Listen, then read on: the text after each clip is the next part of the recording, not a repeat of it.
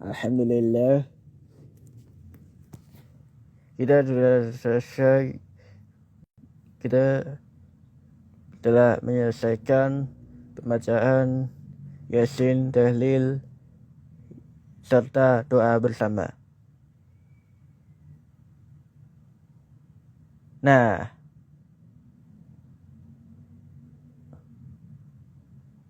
acara berikutnya itu adalah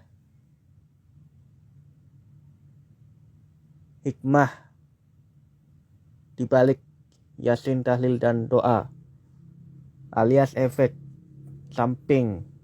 Yang pertama itu, toilet yang ada di rumah kami itu dapat digunakan kembali sebagai hasil doa dan usaha.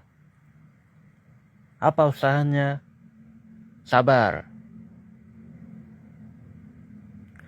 Innama yuwaffas sabiruna ajrahum bighairi hisab. Orang-orang sabarlah yang dicukupkan pahala tanpa batas. Asalkan mereka itu sabar tanpa batas. Jangan meyakini bahwa sabar harus ada batasnya. Yang penting kita sudah sabar. Bukan itu. Kita harus sabar terus menerus. Kita harus sabar terus menerus hingga akhir hayat kita. Hingga ajal menjemput kita.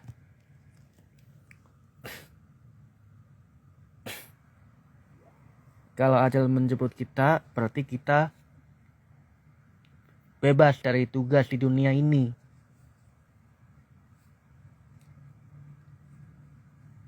Sebagaimana kalau surat Al-Mu'minun ayat 99-100. Rabbirji'un la'alli a'mal salihan fima tarak. Kalla.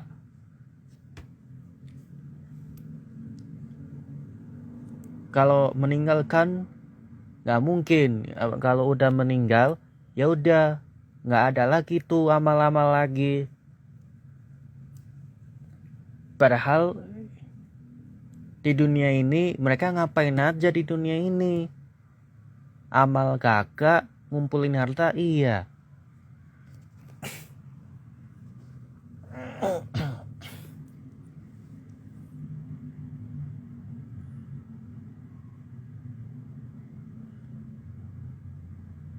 Kalau di dunia ini nggak ngapa-ngapain, ntar meninggal gagal masuk surga, bisanya masuk neraka.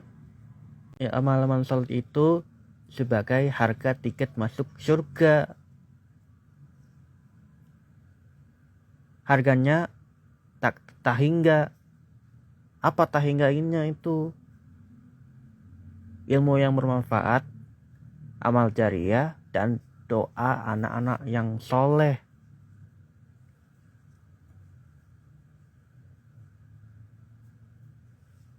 Amal jariah yang pahalanya tak terbatas, yaitu sabar. Dan harus sabar terus menerus hingga ajal menjemput kalian. Betapa pelayanannya aku itu pernah nahan pupuk. Maksudnya kebelet, tapi kamar mandinya jauh. Kebelet, tapi toiletnya jauh. Ya udah, mau nggak mau aku itu nahan pupuk. Kalau perlu lari ke kamar, lari ke toilet.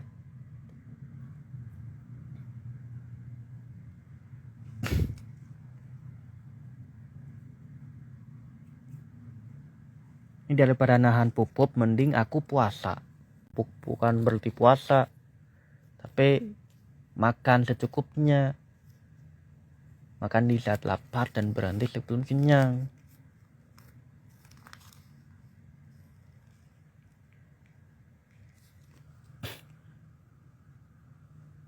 Bayangin aku pengen pupuk di tengah malam. tapi toiletnya masih mampet. Ya udah, mau nggak mau aku nahan selama 1 jam. Bisa nggak nahan selama 1 jam?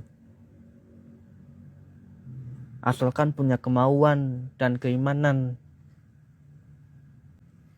Itu berkat kesabaran aku, berkat doa aku, berkat kesabaran aku. Gimana kalau orang gak sabaran? Kalau gak sabaran ya udah, Allah diem tuh kasih hadiah.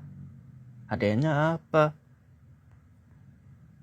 Hadiah kesenangan lah, apalah. Hadiah duniawi. Itulah latar belakangnya seseorang itu gak sabaran. Oh ternyata mereka gak sabar. Yaudah, Allah kasih hadiah.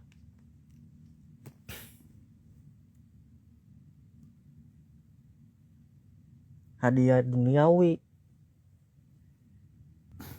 Misalkan aku berhubungan dengan yang nonis. Pada saat dia ngajak aku makan di Gacoan di hari Jumat yang lalu, hari Jumat kemarin, siang lagi Jumat itu, padahal kan udah waktunya sholat Jumat.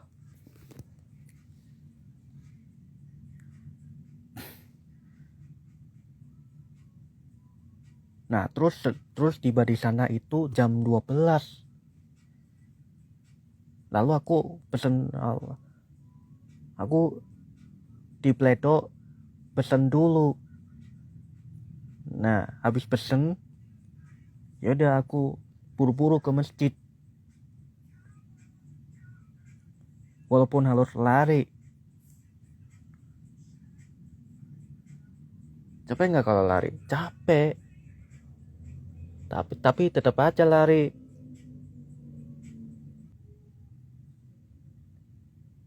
Betapa plannernya aku itu capek-capek harus lari ke masjid karena takut gugur kewajiban aku.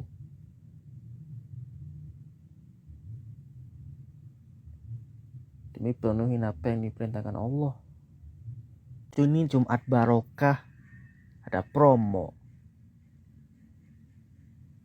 Promonya hari Jumat doang. Seolah-olah Jumat barokah.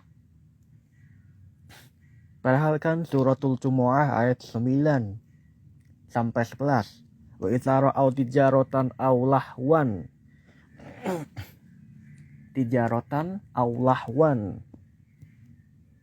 Apaan tuh? Jumat berkah. Promo Jumat ya. Infadu ilaiha, mereka bersegera ke Pingshu yang promo Jumat itu. Mereka bersegera ke penjual, ke promotor apa namanya, Jumat berkah. Wataruku kako iman, dan meninggalkan khotbah. Gile, khotbah itu penting. Tapi di kantornya, di perusahaannya itu, perusahaan lupa namanya, yang perusahaan dari Janhua Diana, yang karyawannya itu dipotong gaji gara-gara sholat Jumat. Mereka gak peduli dipotong gaji apa enggak. Yang penting kan Allahu khairur rasikin. Allah lah sebaik-baik pemberi rezeki. Bukan bosnya yang ngasih gaji.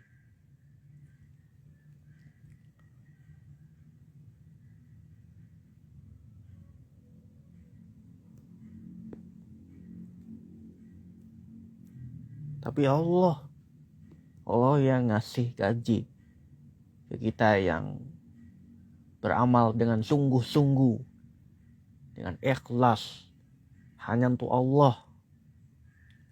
Gue aja berjuang sendiri. Demi apa? Demi keridhaan Allah.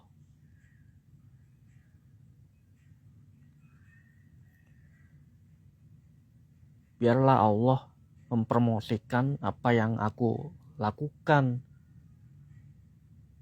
Biarlah Allah mempromosikan apa yang telah aku perjuangkan. Apa yang aku dakwakan untuk orang-orang awam. Supaya mereka bertaubat. Dan yang beriman itu supaya mereka istiqomah dalam hal menjalankan perintahnya dan larangannya. Tapi aku gak punya temen seperti yang beriman. Tapi aku gak punya temen kayak yang beriman.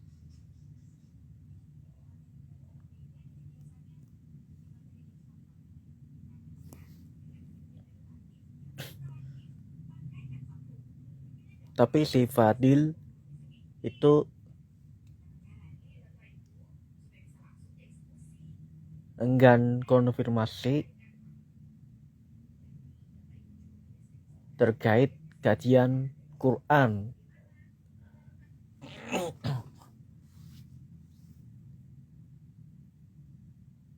Aku gak dikasih tahu secara jelas waktu kajian Quran itu. Tapi terakhir itu tanggal 8 Januari 2025. Demikian aja apa yang aku sampaikan kepada awak media. Mudah-mudahan mereka itu pada sadar betapa planenya aku tuh berjuang walau harus sendiri, supaya mereka ngerti perasaan aku sebagai orang yang beriman. Orang beriman gak punya temen yang beriman kayak aku itu. Aku gak punya temen kayak orang yang beriman.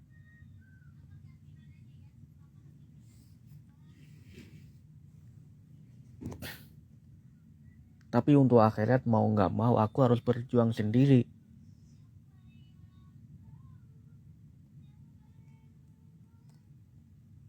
Planen guys.